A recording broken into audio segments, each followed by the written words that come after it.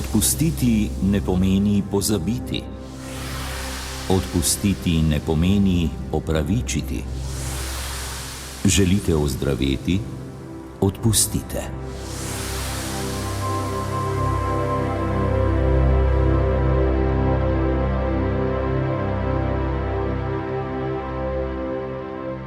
Odpustiti ni lahko, ni dovolj, da to hočemo. Odpuščanje je umetnost.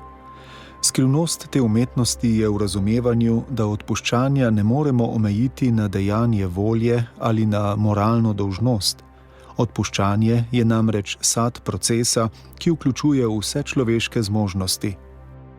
Jean Monborquet je bil profesor na Institutu za pastoralno teologijo na Univerzi St. Paul v Ottawi, kjer je v svetovalnem centru koordiniral in vodil različne skupine, zlasti za zakonske pare in starše. Napisal je knjigo s preprostim naslovom Kako odpustiti, v katero je v predgovoru k slovenski izdaji takole zapisal pater Marjan Šef. Saj bi odpustil, pa ne morem. Saj sem mu odpustil, toda pozabiti ne morem. Lahko bi nadaljevali s podobnimi izjavami ljudi, ki so bili v življenju hudo prizadeti, ponižani, razočarani. Nič lažje ni storilcem, ki jih mučijo težki spomini zaradi hudih prestopkov, na katere ne morejo pozabiti.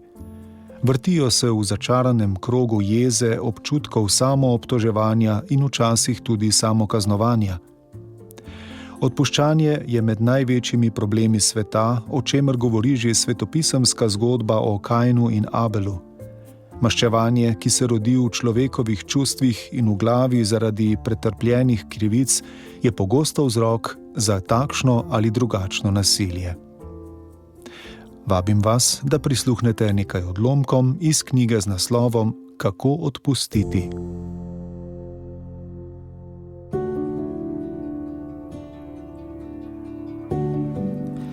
Nekoč sem bil priča nekega psihološkega in fizičnega ozdravljenja, ki je sledilo uresničenemu odpuščanju. Na psihoterapijo sem sprejel 55-letnega globoko vernega univerzitetnega profesorja. Njegova zagrizenost v delo in pa družinski problemi so ga privedli na rob depresije in povzročili čir na želodcu. Po kakšnih 10 srečanjih se je naučil osvoboditi se svojega trpljenja, ki bi ga lahko opisali z besedami razočaranje, frustracija in jeza.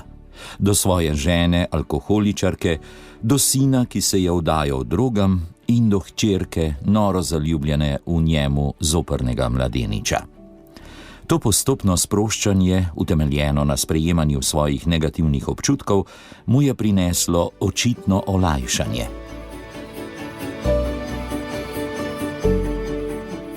Med terapijo, kjer sem se čutil nekoliko nemočnega, sem skušal uporabiti tehniko praznega stola, ali bolje rečeno praznih stolov, kjer je vsak od njih stal na mesto posameznega člana njegove družine.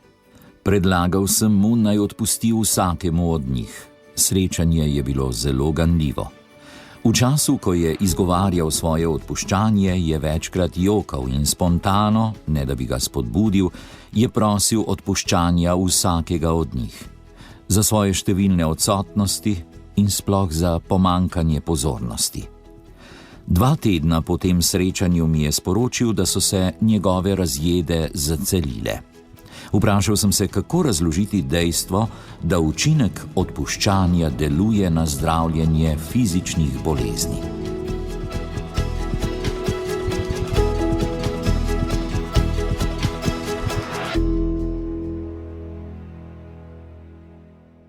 Da se življenje obnovi, mora zima odpustiti pomladi, pomlad poletju, poletje jeseni, jesen zimi. Mora noč odpustiti dnevu in sonce luni. Morajo zaljubljenci odpustiti drug drugemu svojo željo po biti skupaj in biti svoboden. Mora otrok v sebi odpustiti pubertetniku, pubertetnik odraslemu, odrasli starcu. Moramo Bogu odpustiti za nepopolno stvarstvo in Bog mora nam odpustiti, ker mu želimo biti podobni.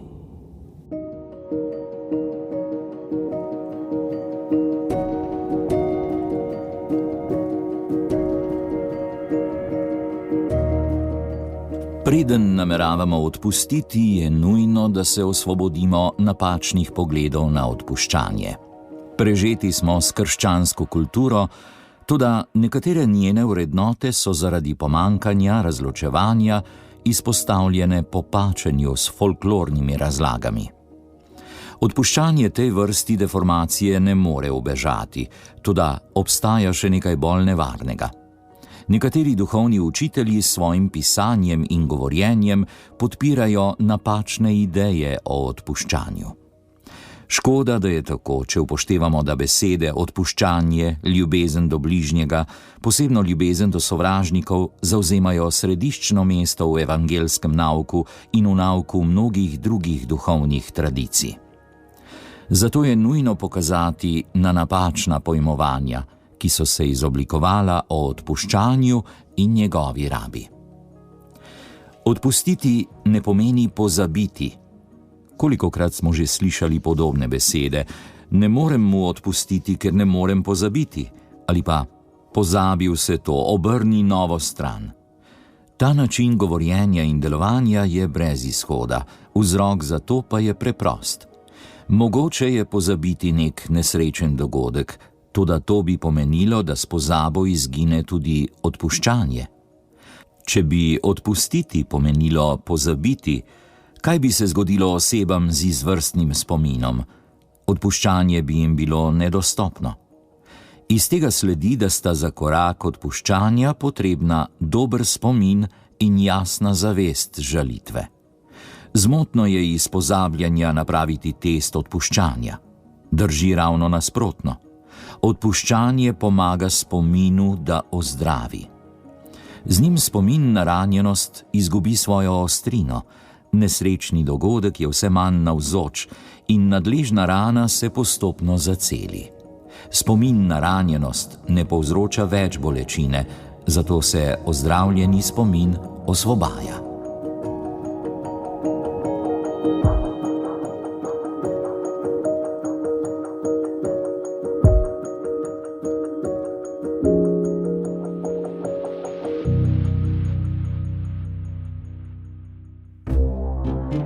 Sol in luč.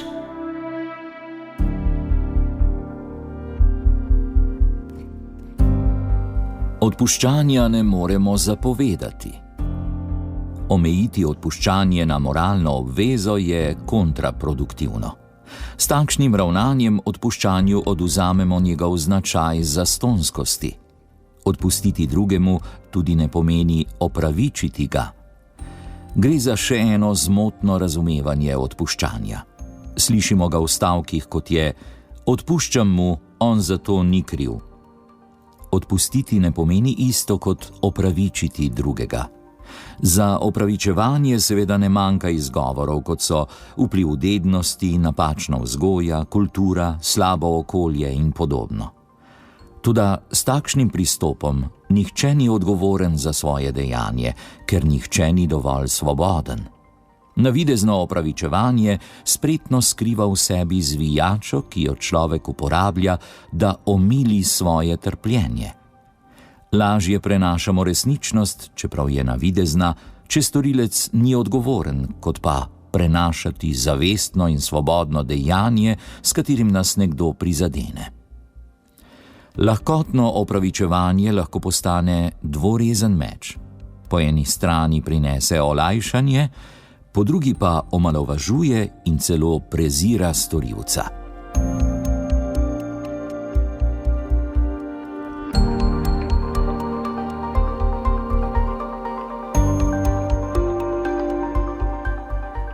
Še o eni razsežnosti moramo spregovoriti. Odpuščanje namreč pripada dvema svetovoma, človeškemu in božjemu. V razumevanju odpuščanja obstajata dve veliki zmoti, katerih se moramo izogibati. Prva obstaja v zoženju odpuščanja na čisto in zgolj človeško dejanje, ki ga motivira strah ali usmiljenje. Nek behavioristični psiholog izenačuje odpuščanje z obliko obrambnega mehanizma. Zanj odpuščanje med ljudmi narekuje strah pred povračilnimi ukrepi in pred medsebojnim uničevanjem. Grški filozof Seneca vidi glavni motiv odpuščanja v usmiljenju. Svojo misel povzema v znamenitem reku: odpusti slabotnejšemu od sebe iz usmiljenja do njega, močnejšemu od sebe iz usmiljenja do sebe. Druga zmota, ki sem jo omenil, je imeti odpuščanje za izključno božjo pravico, v smislu, samo Bog more odpustiti. Gotovo, da je odpuščanje božja zadeva, če gledamo nanj, kakor gledajo judovska, krščanska in muslimanska tradicija, da je Bog zadnji izvor pristnega odpuščanja. Toda odpuščanje se ne uresničuje brez človeškega sodelovanja. Odpuščanje umeščamo na stikališče človeškega in duhovnega.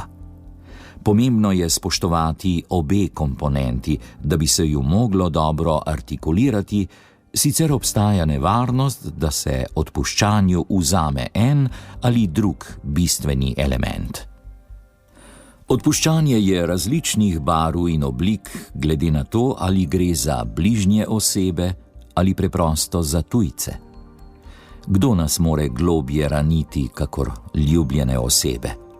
Z njimi smo stkali čustvene vezi, na nek način so del nas samih. Obdali smo jih z nekakšnim idealiziranim ogrinjalom in zaradi tega mislimo, da od njih lahko veliko pričakujemo. Zato se teža ranjenosti meri po velikosti pričakovanj. Primeri prevelikih pričakovanj so številni. Otroci idealizirajo svoje starše in od njih zahtevajo brezpogojno toleranco in ljubezen.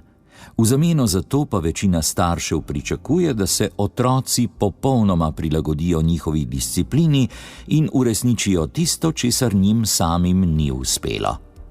Prav tako je strastna ljubezen rodovitna v neuresničljivih sanjah. Zakonci in zaljubljenci upajo, da bodo njihove želje vedno neposredno razumljene, ne da bi bile izražene. Vedno želijo biti razumljeni, ljubljeni, cenjeni in zaščiteni z navzočnostjo svojega partnerja. Toda človeški odnosi bi postali nemogoči, če ne bi bilo odpuščanja. Komu namenjamo različne vrste odpuščanja? Najprej samemu sebi, potem članom svoje družine, znancem, prijateljem, vsem, katerih dejanja so nas kdajkoli prizadela. Odpustiti pomeni osvoboditi se in narediti odpuščanje za izvor duhovne rasti.